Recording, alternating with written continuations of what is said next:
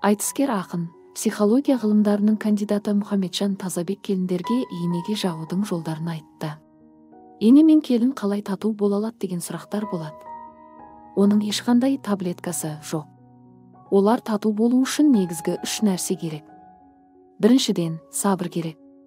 Сен немере әкелгенше, қадірің өткенше, бір-біріне жақсылығыңды дәлелдегенше уақыт керек. Ол үшін сабыр керек. Екіншіден, енеңді зерттеп, оған жағатын нәрселерді тезірек табуға тырысу керек.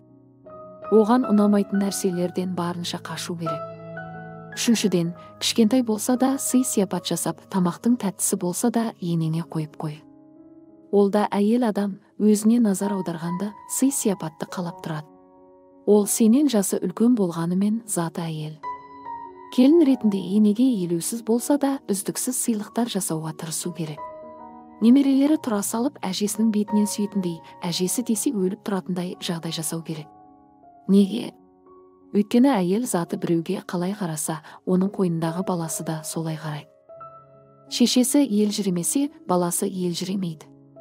Шешесі суық болса, баласы да суық болады дейді Мұхамеджан Тазабек. Алайда желі қолданушылары ақынның бұл сөзіне қарсы шықты. Немере туып берсең де, жағымпаздансаң да жақпайсың, ешқандай сабыр керек емес, ақша берсең ғана жақсысың. Осының бәрін неге келінге айтады? Ешкім ешкімге міндетті емес. Ене келінге ұнау үшін жылы сөз айту керек, үндемей сыйлық беру керек деп жазды желідегілер.